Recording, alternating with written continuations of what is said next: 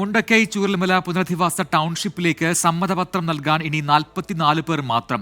ടൗൺഷിപ്പിലേക്കുള്ള 402 ഗുണഭോക്താക്കളിൽ 358 പേർ ഇതുവരെ സമ്മതപത്രം കൈമാറി. ഇതിൽ 264 പേർ വീടിനായും 94 പേർ സാമ്പത്തിക സഹായത്തിനുമാണ് സമ്മതപത്രം നൽകിയത്. സുജിത്ത് അയ്യപ്പത്ത് കൂടുതൽ വിവരങ്ങൾ നൽകും വയനാട്ടിൽ നിന്നും. വിശദാംശങ്ങൾ പറയൂ സുജിത്ത്. പ്രജിൻ, മുണ്ടക്കൈ ചൂരൽമല പുനരധിവാസ ടൗൺഷിപ്പിലേക്ക് സമ്മതപത്രം നൽകാൻ ഇനി 44 പേർ മാത്രമാണ് ശേഷിക്കുന്നത്. ടൗൺഷിപ്പിലേക്കുള്ള 402 ഗുണഭോക്താക്കളിൽ 358 പേർ ഇതുവരെ സമ്മതപത്രം കൈമാറിയിട്ടുണ്ട്.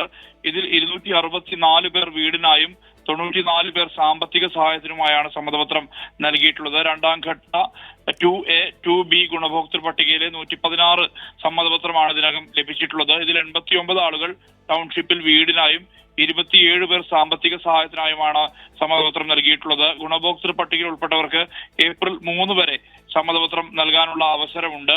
ടൗൺഷിപ്പിൽ വീട് വേണോ സാമ്പത്തിക സഹായം വേണോ എന്ന് സംബന്ധിച്ചുള്ള കൃത്യമായ അന്തിമ പട്ടിക ഏപ്രിൽ 20 പ്രസിദ്ധീകരിക്കും.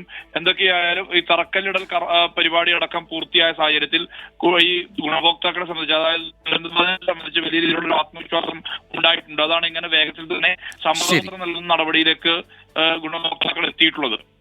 സുജിത് അയ്യപ്പത്താണ് വയനാട്ടിൽ നിന്ന് വിശദാംശങ്ങൾ നൽകിയത്.